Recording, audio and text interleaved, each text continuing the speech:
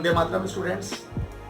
आज हम कल्पित माध्य विधि से समांतर माध्य ज्ञात करना सीखेंगे। इस वीडियो से पहले वीडियो में हमने समांतर माध्य ज्ञात करना सीखा था प्रत्यक्ष विधि से, डायरेक्ट मेथड से, और आज हम निकालने वाले अज्यूम्ड मीन मेथड से। यह मेथड बहुत ही इंपॉर्टेंट मेथड है। बोर्ड परीक्षा में अगर समांतर माध्य से कोई सवाल पूछा जाता है तो सीधा 6 नंबर का सवाल कल्पित माध्य विधि से पूछा जाता है। इस दृष्टि से यह विधि बहुत इंपॉर्टेंट है और जो प्रत्यक्ष विधि है उसके मुकाबले यह विधि सरल भी है।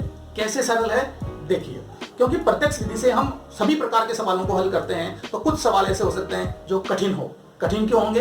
प्रत्यक्ष विधि में हमारा सूत्र काम करता है x बार बराबर सिग्मा fx बटा सिग्मा f। यहां हमें x और f इन दोनों के मान अगर बड़े दे दिए जाते हैं तो बड़े मानों को गुणा करने में थोड़ा कठिनाई होती है। इस कठिनाई का सॉल्यूशन लेकर आती है आपके पास कल्पित माध्य विधि। तो बहुत इंपॉर्टेंट है, इसलिए इस विधि को ढंग से सीखिए, पूरा ध्यान दीजिए। आइए हम शुरू करते हैं कल्पित माध्य विधि से किस प्रकार से हम समांतर माध्य ज्ञात करेंगे। कल्पित माध्य विधि से समांतर माध्य ज्ञात करने के लिए हमें यहाँ सवाल दिया है। ये एक वर्गीकृत बारंबारता सारणी है जहां वर्ग दिए हुए हैं और ये बारंबारता है। आप अच्छी तरह से जानते हैं कि ये जो होती है वो बारंबारता होती है वर्ग के सामने जो आपको दिया गया होता है। तो इस सारणी को सबसे पहले जैसे आपको पेपर में दिया गया है तो कॉपी में आप किस प्रकार से इसे सेट कर लीजिए, और सेट करने के बाद आप सबसे पहले जैसे कल्पित माध्य विधि में निकालते हैं उसी प्रकार से आप यहाँ भी मध्यमान ज्ञात कीजिए, क्योंकि आपको पता है समांतर माध्य ज्ञात करने के लिए मध्यमान तो चाहिएगा। अब मैं एक चीज आपको और बता दूं कि जब मध्यमान हम निकाल रहे हैं तो ये कल्पित माध्य विधि के लिए कोई सूत्र अलग से थोड़ा ही आएगा, वही सूत्र है। कल्पित माध्य विधि से समांतर माध्य ज्ञात करने में सूत्र कोई दूसरा नहीं है, वही सूत्र है, बस उसको थोड़ा सा मॉडिफाई किया है। कैसे मॉडिफाई किया है देखिए, बहुत आसान है, आपको आसानी से याद हो जाएगा। हम सबसे पहले मध्यमान निकालेंगे जो प्रत्यक्ष विधि में निकालते हैं, ठीक उसी प्रकार से आपको बताया था और आपको याद होगा कि मध्यमान निकालने के लिए जो हमें वर्ग दिए गए हैं तो उसकी जो निम्न सीमा और उच्च सीमा है दोनों को जोड़ दिया जाता है। कैसे जोड़ दिया जाता है? 10 प्लस 25 और उसमें दे दिया जाता है 2 का भाग, तो हमारा मध्यमान निकल के हमारे पास आ जाता है। 25 और 10 को जोड़ा तो कितना आया? 35, और 35 में 2 का भाग देंगे तो कितना आएगा? 17.5। देख लीजिए। चलिए अब हम आगे चलते हैं। यहां हमने लिख दिया 17.5 हमारा मध्यमान। इसी प्रकार से हम अगले पद का भी मध्यमान निकालेंगे। देखिए 25 से 40, तो यहाँ 25 है और 40 है, दोनों को जोड़ा और 2 का भाग दे देंगे। तो जोड़िए, 25 और 40 को जोड़ने पर क्या प्राप्त हो रहा है? 65, और 65 में 2 का भाग दीजिए। देखिए 2 तिया 6, 5 में भाग दूंगा तो 2 दूनी 4, 1 बच गया, दशमलव लगाया, 0 उतारा, 10 हो गया, 2 पंजे 10। इस प्रकार से हमें क्या मिला? 32.5। इसी प्रकार से आप सभी वर्गों के लिए मध्यमान ज्ञात कर सकते हैं। लेकिन मैंने आपको एक आसान विधि बताई थी, मैं आपको उस विधि से बताने वाला हूं कि किस प्रकार से मध्यमान निकालना और भी आसान रहेगा इस विधि के मुकाबले भी।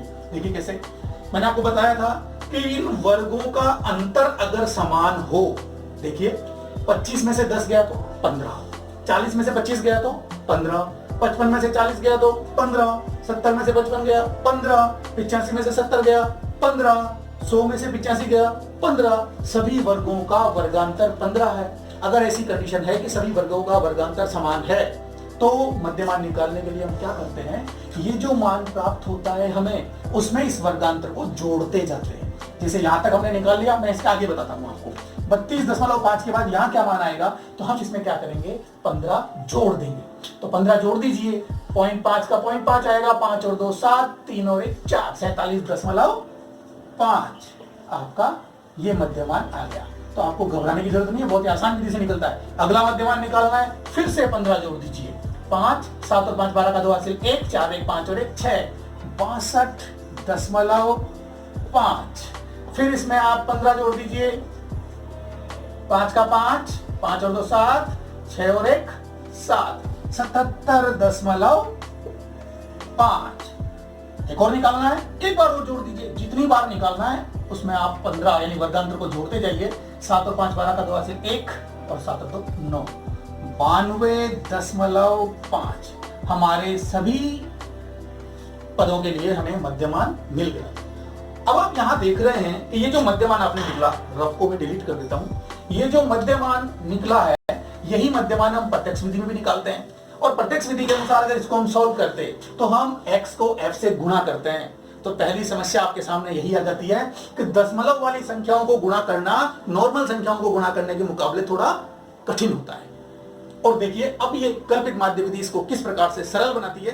ध्यान, कल्पित माध्य विधि से इसे सॉल्व करने के लिए हमें क्या करना है, इस मध्यमान में से किसी एक मान का चयन करना है और उस मान को इनमें से घटा देना है। घटाने पर ये संख्याएं छोटी संख्याएं हो जाएंगी और छोटी संख्याओं को गुणा करना आसान होता है और इस प्रकार हमारी कल्पित माध्य विधि सरल हो जाएगी। देखिए कैसे, हम इन मध्यमानों में से किसी एक मान का चयन करेंगे और वो मान कैसा होना चाहिए, बीच वाला केंद्रीय मान होना चाहिए। तो केंद्र में देख रहे हैं यहाँ बीच वाले मान, दो मान मिल रहे हैं आपको 47.5 और 62.5। तो इन दोनों में से हम कोई सा भी मान सकते हैं। मैं मान लेता हूं 47.5 और जो मान हम मानते हैं उस मान को हम बोलते हैं कल्पित माध्य, वही होता है अज्यूम्ड मीन। हम लिख देते हैं, क्योंकि मैंने यहां गैप क्यों दिया है इतना, क्योंकि यहां तक मेरी सारणी आएगी। कल्पित माध्य, ये जो कल्पित माध्य हमने माना है उसको हमने क्या लिख दिया, a, और इसका मान हम लिख देते हैं यहाँ पर 47.5। हम यहाँ लिख देते हैं कि हमने इसको माना है, तो माना कल्पित माध्य a बराबर 47.5। इस मान को हमें x में से घटाना है और जो मान आएगा उसे हम यहाँ लिखेंगे, लेकिन उसे कहेंगे क्या, उसे कहते हैं हम विचलन। उसे क्या कहते हैं हम, विचलन कहते हैं हम, और विचलन को लिखते हैं d से। d बराबर क्या होगा, x माइनस a, यानी विचलन को हमने लिखा x माइनस a। x में से हम a को घटाएंगे और हमें क्या प्राप्त हो जाएगा, विचलन।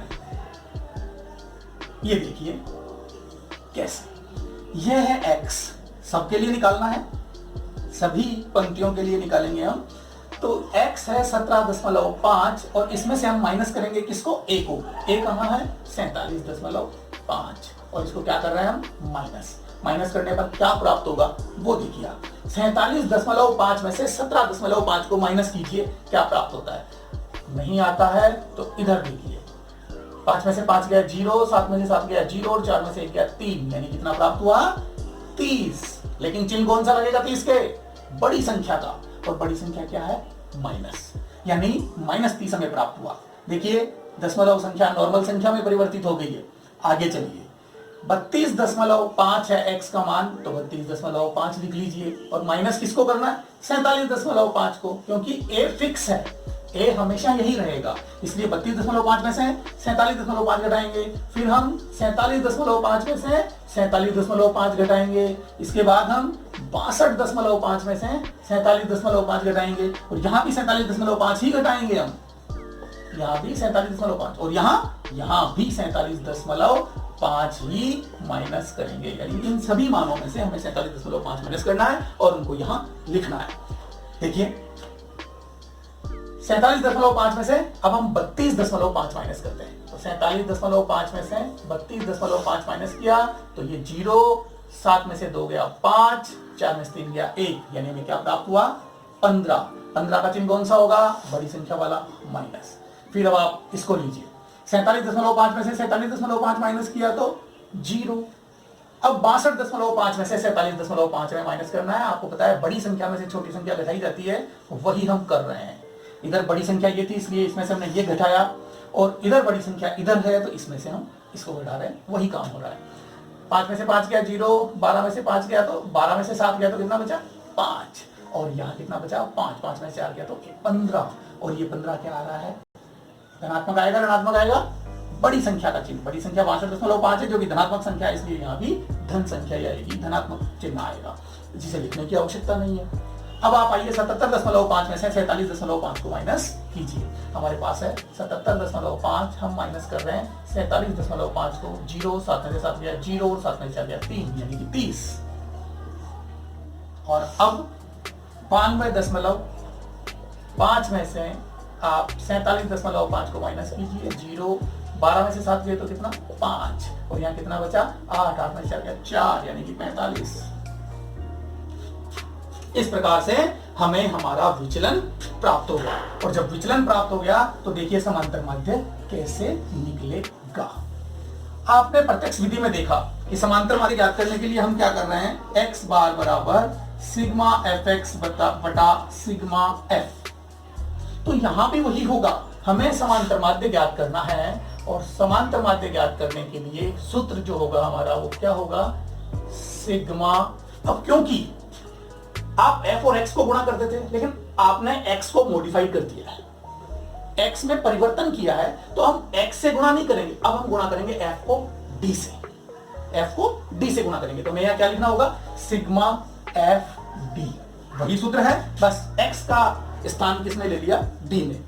अब हम चलते हैं आगे, और बटे में क्या लिखेंगे, सिग्मा f, पहले की तरह ही है, कहीं कोई प्रॉब्लम नहीं है। अब एक चीज और है कि कल्पित माध्य विधि में हमने इसे सरल करने के लिए इन मानों में से a को घटाया है। तो जिस चीज को घटाया है हम ये पूरा आंसर निकाल के उसको लास्ट में जोड़ भी देंगे, ताकि हमारा मान परिवर्तित ना हो। समांतर माध्य वही आएगा जो प्रत्यक्ष विधि से आएगा, यानी माध्य के मान में कोई परिवर्तन नहीं होगा। तो ये विधि बिल्कुल सटीक है, आसानी से हल करवाती है, और अंत में आंसर भी वही देती है। इसलिए हम क्या करेंगे, उस a को यहां सूत्र में ही जोड़ देते हैं, जो लास्ट में जोड़ना है वो पहले जोड़ देते हैं। देखिए अब चलते हैं हम आगे, सूत्र हमारा तैयार है। अब सूत्र में हमें क्या चाहिए, सिग्मा एफ डी, यानी एफ डी का योग। तो पहले एफ और डी तो ले लें।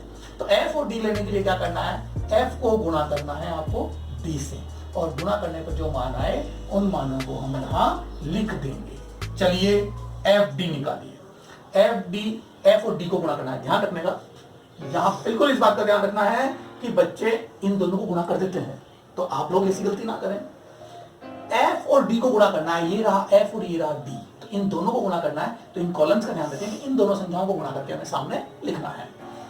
30 को 2 से गुणा करूं तो 30 दूनी 60, माइनस प्लस माइनस, आपको पता है जब संख्याओं को गुणा करते हैं तो चिन्ह भी गुणा होते हैं। अब मैं गुणा करता हूं 15 × 45, और माइनस प्लस माइनस। अब मैं 7 को 0 से गुणा करूंगा तो क्या आएगा, 0। अब मैं 6 को 15 से गुणा करूं तो 15 × 6 90। अब मुझे 30 को 6 से गुणा करना है, तो 6 × 18 यानी कि 180। अब मुझे 6 को 45 से गुणा करना है, तो 6 × 5 30 का 0 हासिल 3, और 6 × 24 और 3 27, 270। एफ डी हमने निकाल लिया है। अब हम सिग्मा एफ डी निकालते हैं। सिग्मा का मतलब है योग, और बारंबारताओं का योग कितना है, 30, जो मैंने पहले से ही लिख लिया है। आपको इनको योग कर लेना है और यहाँ लिख देना है, तो सिग्मा एफ का माना जाएगा।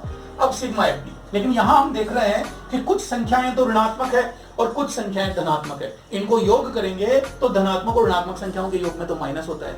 तो सबसे पहले हम क्या करते हैं, माइनस वाली संख्याओं को अलग जोड़ लेंगे और प्लस वाली संख्याओं को अलग जोड़ लेंगे, ताकि कहीं कोई गलती की संभावना ना रहे।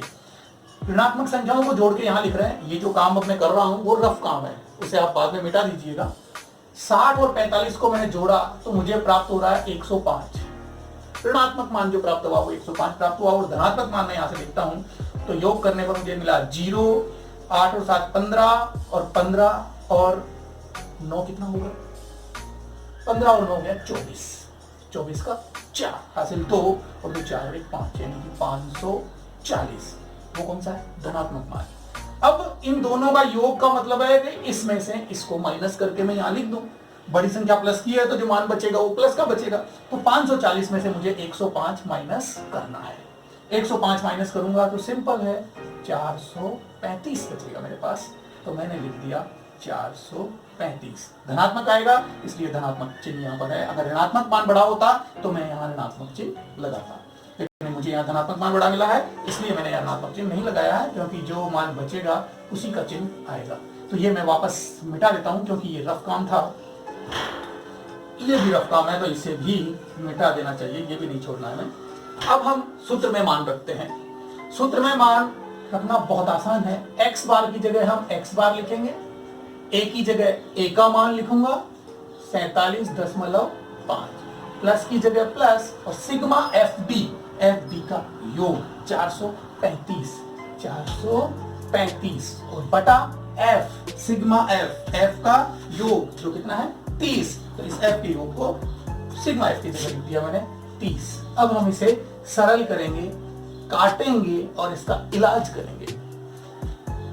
30 में 3 का भाग जा रहा है 10 बार और 435 में 3 का भाग कितनी बार जाएगा मैं नीचे लिखता हूं, ये काटना यहाँ ठीक नहीं होता है, हम डायरेक्ट अगर लिखते हैं तो ज्यादा अच्छा होता है, इंप्रेसिव होता है।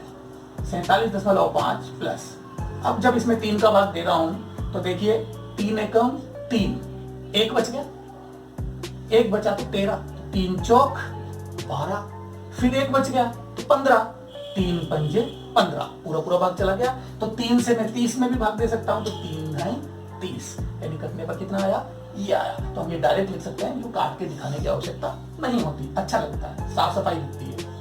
अब x बार बराबर मेरे पास है 47.5 और 145 में 10 का भाग देना तो बहुत आसान है, एक जीरो है इसलिए एक संख्या छोड़कर यहां दशमलव लग जाएगा, तो ये भाग हो गया, मेरे को प्राप्त हुआ 14.5 और इन दोनों का योग कर दीजिए, बहुत आसानी से योग हो जाएगा।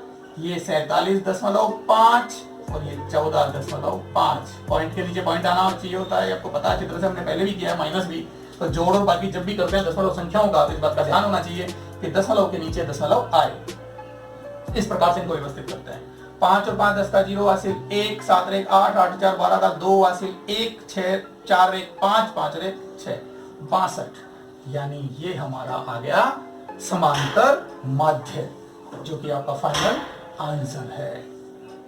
इस प्रकार से हम समांतर माध्य ज्ञात करते हैं कल्पित माध्य विधि द्वारा। तो देखिए कितनी आसान विधि है, छोटे मानों में परिवर्तित किया, पूरा काम करने के बाद में हमने 47.5 फिर से जोड़ दिया। तो इस तरह से हमारे पास कल्पित माध्य के लिए एक अलग से सूत्र प्राप्त हुआ है। तो इस सूत्र को आप याद कीजिए और डायरेक्ट इसका इस्तेमाल कीजिए।